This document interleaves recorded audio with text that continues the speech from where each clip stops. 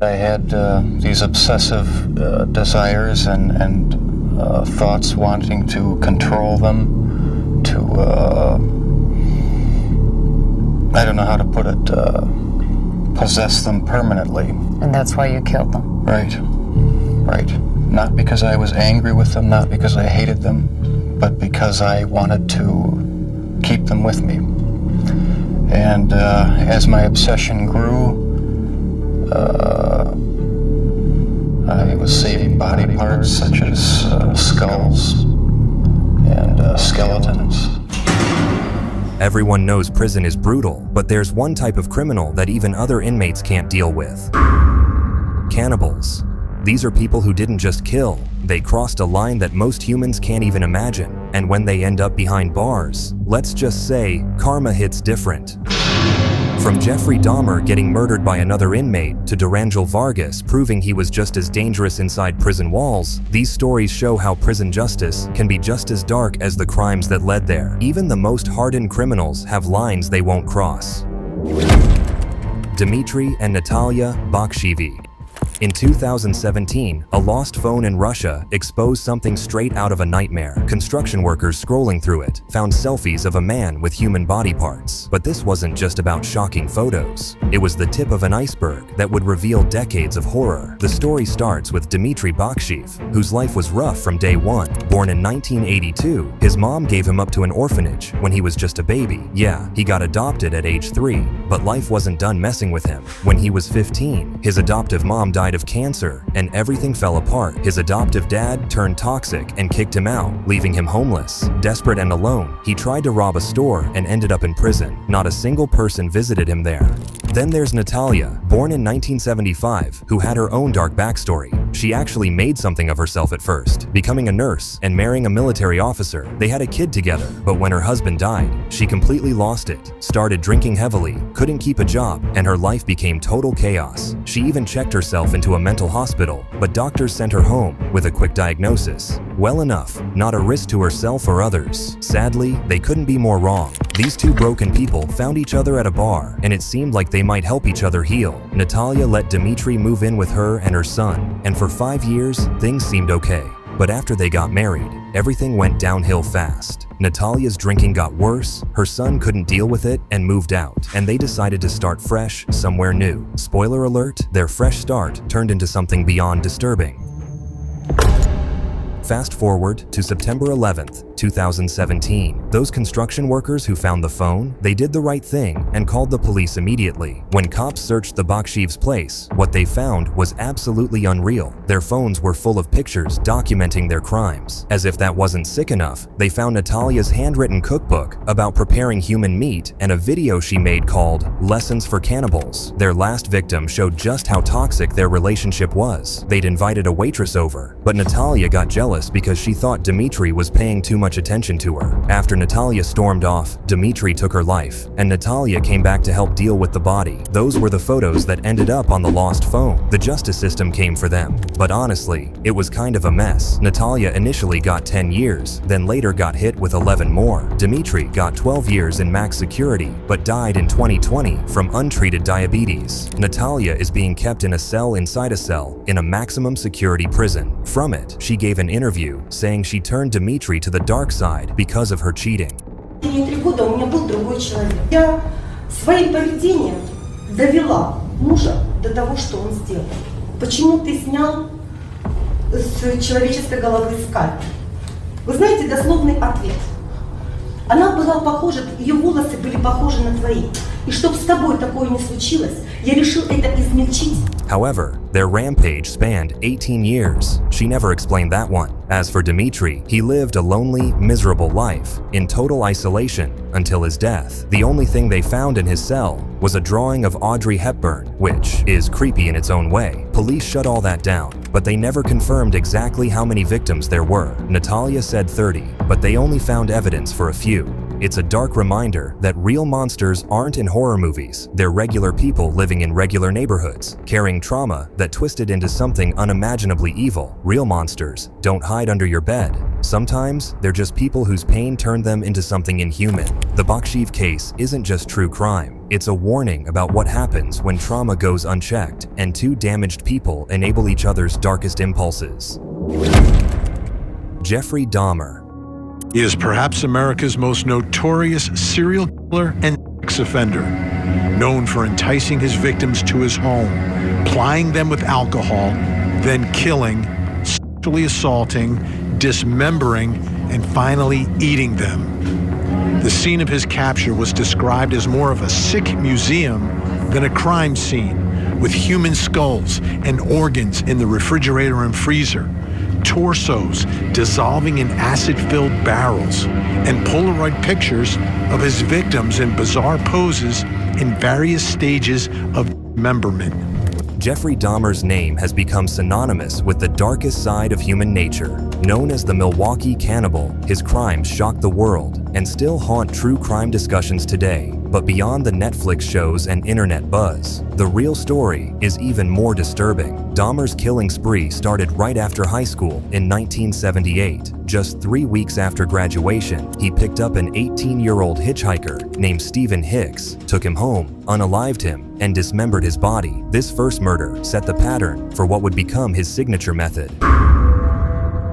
For the next 13 years, Dahmer hunted young men and boys in Milwaukee, mostly targeting the gay community and people of color. His technique was always similar. He'd invite them to his apartment, spike their drinks, and take their lives while they were unconscious. But what made Dahmer's crimes especially disturbing was what came after the murders. Dahmer didn't just kill, he wanted to possess his victims completely. He took photos of the bodies, preserved parts in his apartment, and even engaged in cannibalism.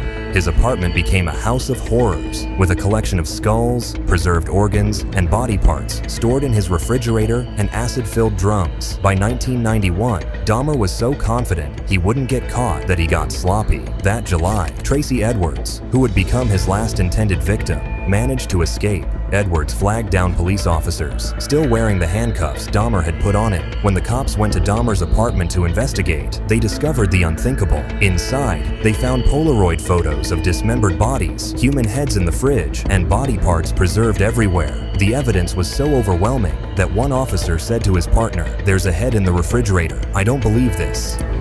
By injecting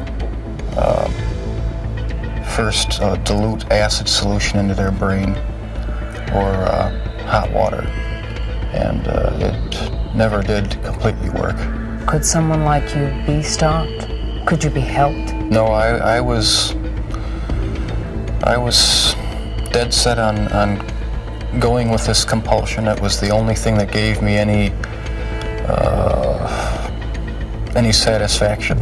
Dahmer was immediately arrested. During his interrogation, he was eerily calm. He confessed to everything, describing his crimes in detail without showing any emotion. Psychiatric evaluations revealed he had borderline personality disorder, schizotypal personality disorder, and psychotic disorder, but the courts found him legally sane. He knew exactly what he was doing. The trial was intense. Dahmer admitted to killing 17 young men and boys. The details that came out were so horrific that some jurors needed counseling afterward. In February 1992, he was sentenced to 15 consecutive life terms, 957 years in prison. Prison life was rough for Dahmer from the start. Other inmates hated him for his crimes. Some tried to kill him. There was even an attempt to cut his throat during a chapel service, but he survived. Dahmer spent his first year in protective isolation, but then asked to be put in the general prison population. He said he was tired of being alone. That decision would prove fatal. On November 28, 1994, Dahmer was assigned to clean the prison gymnasium bathrooms with two other inmates, Jesse Anderson and Christopher Scarver. The guards left them unsupervised for about 20 minutes. That was all Scarver needed. When they were alone, Scarver grabbed a metal bar from the weight room and confronted Dahmer. According to Scarver, Dahmer didn't fight back or make a sound as he was beaten to death. Jesse Anderson was also killed in the attack. Dahmer was pronounced dead an hour after arriving arriving at the hospital. He was 34. Scarver later said he killed Dahmer because of his complete lack of remorse for his crimes. Some saw it as justice, but others pointed out that even prison murder is still murder. Dahmer's case forces us to face uncomfortable truths about human nature and justice. His crimes were so extreme that even hardened criminals couldn't tolerate his presence. His story continues to fascinate and horrify people because it pushes the boundaries of what we think humans are capable of. But while we study his case, we should never forget his victims. 17 young lives cut short by one man's unthinkable actions. Dorangel Vargas. While most cannibalistic killers meet harsh justice behind bars, Dorangel Vargas took a different path. He actually continued his horrific crimes in prison. Known as the Hannibal Lecter of the Andes, Vargas proved that sometimes prison walls can't contain a monster. His story starts in the late 1990s in San Cristobal, Venezuela. At first glance, Vargas seemed like any other homeless person trying to survive on the streets. But beneath that facade was something much darker. People started disappearing from the area, and no one connected the dots until it was too late. What made Vargas especially disturbing was how methodical he was about his cannibalism. Unlike some killers who did it as part of a twisted ritual, Vargas treated it like meal prep. He was actually picky about which parts of the body he'd eat, avoiding hands and feet because he considered them unclean. He developed specific recipes and prepared human flesh with the same care a chef might use in a restaurant kitchen. In 1999, authorities stumbled onto his makeshift camp while investigating the disappearances. What they found was straight out of a nightmare: scattered human bones and remains everywhere. When confronted, Vargas didn't try to hide anything. He calmly admitted to killing and eating at least 10 men. His confession interviews were beyond chilling. Vargas talked about his crimes like someone discussing their grocery shopping habits. He claimed he only ate men, saying women and children were too pure to consume. In his mind, cannibalism was just a practical way to survive on the streets. He even bragged about the nutritional benefits of human flesh, treating it like some kind of survival hack. During a prison riot, other inmates tried to attack him, probably because of his notorious reputation. But instead of becoming a victim, Vargas turned the tables in the most horrific way possible. He managed to kill 2 other inmates, and in a scene that sounds too terrible to be real, he dismembered their bodies and actually served parts of them to other prisoners. What makes his case especially frightening is how matter-of-fact he was about everything. He never claimed to hear voices or have any grand mission. He didn't try to justify his actions with complex psychological explanations. In his mind, eating human flesh was just practical. He even gave interviews where he'd casually discuss his preferences for certain cuts of human meat, like someone talking about their favorite dishes. The exact number of Vargas's victims remains unknown. While he confessed to unaliving and eating at least 10 people before his arrest, the true count could be much higher. And that's not even counting his victims inside prison. His case stands out in the history of criminal cannibalism for several reasons. First, unlike many infamous cannibals who had jobs and seemed normal on the outside, like Jeffrey Dahmer working at a chocolate factory, Vargas lived openly on the margins of society. Second, he showed no signs of the psychological disorders often associated with cannibalistic killers. And third, most disturbingly, prison didn't stop or even slow down his crimes. It just gave him a new hunting ground. While many infamous cannibals meet karmic justice behind bars, Vargas's case shows the opposite. Sometimes the predator stays a predator, no matter where you put them. His story serves as a dark reminder that not all monsters are stopped by prison walls, and some actually find new ways to express their darkness, even in captivity. Armin Meiwes.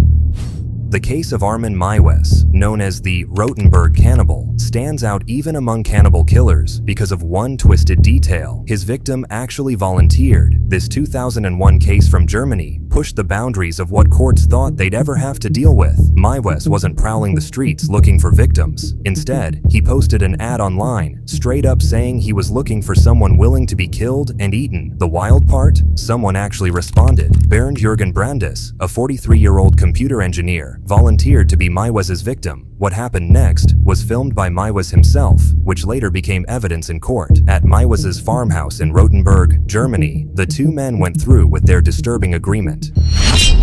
After killing Brandes, Meiwes stored parts of his body in his freezer and over time consumed about 20 kilograms of his flesh. The most shocking aspect of this case was how methodical everything was. Meiwes didn't act in a frenzy or claim any supernatural motivation. He documented everything, treated it like a project, and even froze portions of Brandis's body for later consumption. I hung him from the ceiling. Then I removed his organs and cut him in half. From prison, he gave countless documentaries explaining what he did to Brandis, step by step. I poured hot water over the two halves and washed the body. The footage he recorded proved he wasn't acting in the heat of the moment. This was all carefully planned. In 2004, Meiwes got an 8.5-year sentence for manslaughter, but prosecutors weren't satisfied. They appealed, arguing that consent doesn't make killing okay. In 2006, after a retrial, Meiwes was convicted of murder and got life in prison. Unlike many other cannibals in prison, Meiwes didn't get killed or face constant attacks, but that doesn't mean prison life was easy. In 2010, other inmates did assault him, showing that even in prison, his crimes made him a target. Though he survived the attack, it proved that his notoriety made him vulnerable behind bars. Today, Meiwes remains in prison in Germany. His case is still studied because it raised serious questions about consent, free will, and where society draws its moral lines. It also shows how the internet can connect people with the darkest of intentions, something that's even more relevant today. Leave your thoughts in a comment, and before you go, make sure you like and subscribe. All right, catch you soon.